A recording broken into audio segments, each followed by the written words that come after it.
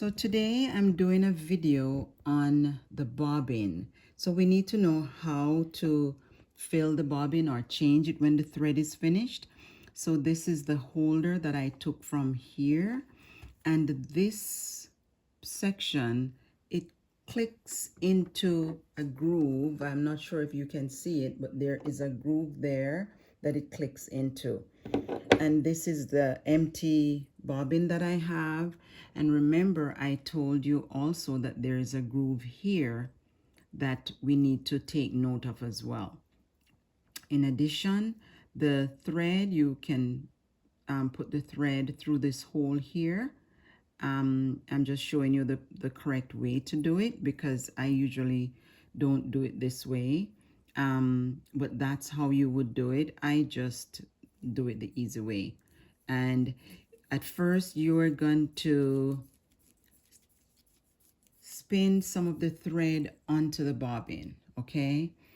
And based on my sewing machine, you have to follow the marks that are on the sewing machine. So I need to have it around this section and bring it back on the other side, and then it's going in here. Now this little lip or tip is what the groove needs to go in, and it needs to click.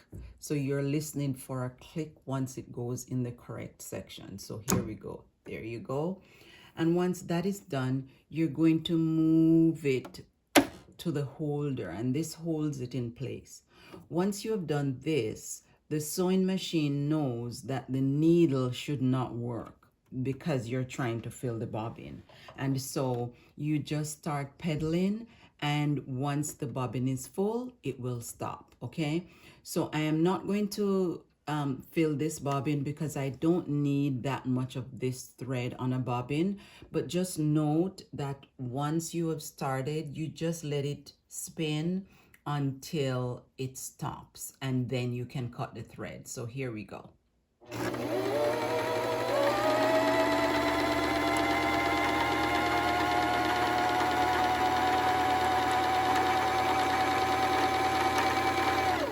Okay, so I'll stop there. So let's assume that it's full.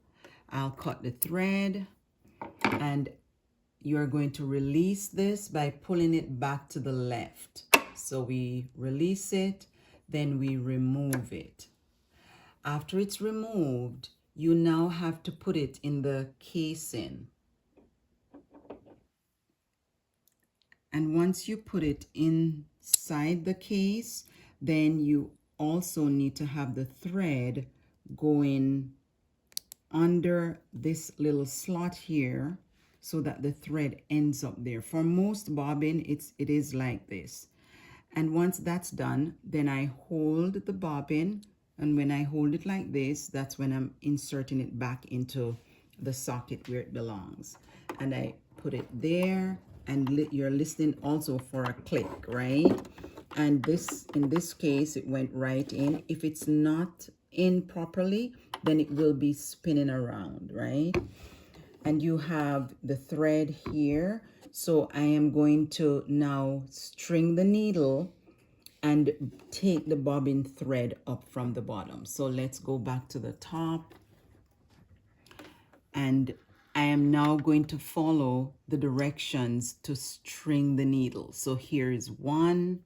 Before I had followed the broken lines for the bobbin, now I'm following the straight line to string the needle. So that's one, it's two, here we go, three, and four, and it tells you that you need to curve the thread. So once you've done that, then you need to get the thread feeder, and you're going back down because that's number 6. And once you've done with number 6, there's also a little section here right on the top of the needle that you need to fasten the thread into. And that's it. So now we're going to thread the needle itself. And sometimes it's easy and sometimes it's not so easy. And also with this sewing machine and with most of the modern sewing machines, there is this that you can also use to help you thread the needle as well. Okay. All right. And then we're going to get this, we need to get this thread from the bottom to the top. So I'm holding on to the top thread just to strengthen it a bit. And here we go. See, it grabbed the thread and now we have our bobbin thread at the top. So now we have two threads, right?